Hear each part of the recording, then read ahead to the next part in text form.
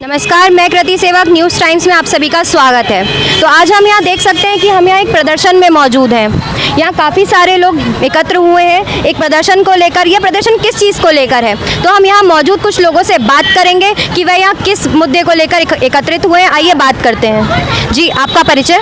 मेरा नाम कैलाश है, मैं परिवर्तनकामी छात्र संगठन से हूँ। ये धरना प्रदर्शन हम लोगों ने इसलिए किया है कि हम देखें नौजवानों के बीच बेरोजगारी लगातार बढ़ती जा रही है। नौजवान तैयारी कर रहे हैं, भर्तियां निकलेंगी इसकी उम्मीद में, लेकिन पिछले समय में लगातार भर्तियां निकलना बंद हो गई हैं। अगर 10-15 साल पहले जाएं तो एक भर्ती कैलेंडर होता था, उसके अनुसार सरकार नौकरियां निकालती थी, लगातार भर्तियां होती थी।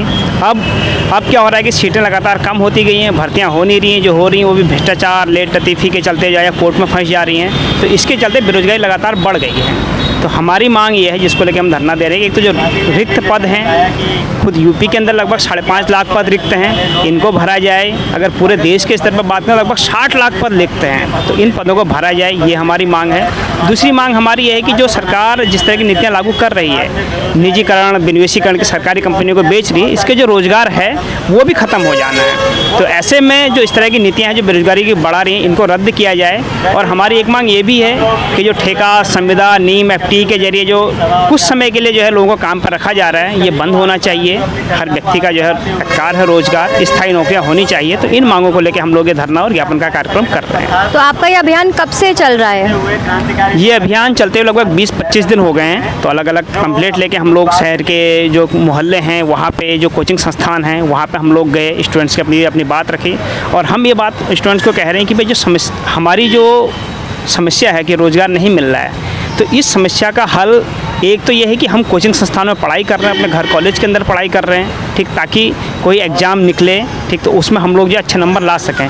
लेकिन जब भर्तियाँ ही नहीं निकलेंगी तो हमारी उस तरह का पढ़ाई, उस तैयारी का भी कोई फ़ायदा नहीं होना है। तब हम यही जाकर उनको समझा रहे हैं कि हमें इस बात के लिए भी आवाज़ उठानी चाहिए कि जो रिक्त पद है इनको भरा जाना चाहिए, भर्तियाँ टाइम से निकलनी चाहिए, उतना शेड्यूल में पूरी होनी चाहिए। अगर उनमें लेट लतीफ़ी, भ्रष्टाचार, पेपर आउट हो रहे हैं तो दोषियों पर कड़ी कार्रवाई होनी चाहिए, ताकि इस तरह के जो छात्र हैं उनके जो भविष्य से खिलवाड़ किया जा रहा है, इस पर रोक लगाई जाए। तो जैसा कि आपने बताया कि आप इंस्टीट्यूट, कोचिंग सेंटर्स पे जाके आप लोगों ने ये अभियान अपना चलाया था, तो किस हद तक लोग आपकी बात से प्रेरित हुए, किस हद तक लोगों ने आपकी बात को सुना? देखिए, जब हम कोचिंग में जा रहे थे तो तब जो छात्र नौजवान हैं, चूँकि तैयारी ही कर रहे हैं, ठीक, वो इस विभीषिका को महसूस कर रहे हैं, इसके लिए जो संभव है तो कोचिंग में तैयारी भी कर रहे हैं, तो इसको महसूस कर रहे थे, इस बात के सहमति जताते थे कि भाई हाँ, ये चीज़ होनी चाहिए, भर्तियाँ टाइम से निकलनी चाहिए, जो लेट लतीफ़ी, भ्रष्टाचार है, इस पर रोक लगनी चाहिए।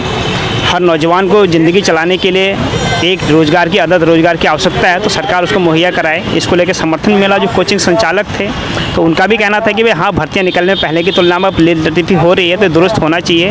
लेकिन हाँ, जिस अनुरूप उस दौरान समर्थन मिल रहा था, उस दौरान वो समर्थन अभी धरने पर अभी नहीं दिखाई दे रहा है। निश्चित तौर पर आने वाले समय एक लंबी लड़ाई है, यही लोग आएंगे क्योंकि हमारे जीवन से जुड़ी हुई मांग है, तो आएंगे, आज नहीं कल आएंगे। बिल्कुल आएंगे। तो जैसा कि आपने बताया कि धरने में आपको उस तरीके की जोश नहीं दिखाई दे रहा, जितने लोगों आपने एक्सपेक्ट करे थे कि आएंगे, उतने लोग इस टाइम यहाँ पर नहीं मौजूद हैं। तो आपको लगता है कि आपका ये धरना सफल हो पाएगा?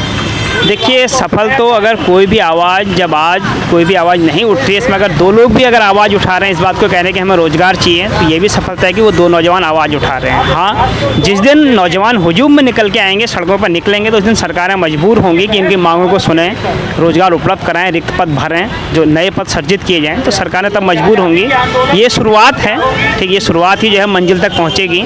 जितने नौजवान जुड़ते जाएंगे तो उतना हम इनको हासिल करते जाएंगे। तो जैसा कि हमने बात की यहाँ पर प्रदर्शन में मौजूद एक व्यक्ति से, उन्होंने हमें बताया कि किस हद तक वो इस धरने को लेकर कितने जोश में हैं, कितने अच्छे से उस धरने के साथ वो प्रदर्शन कर रहे हैं। तो आगे हम अभी एक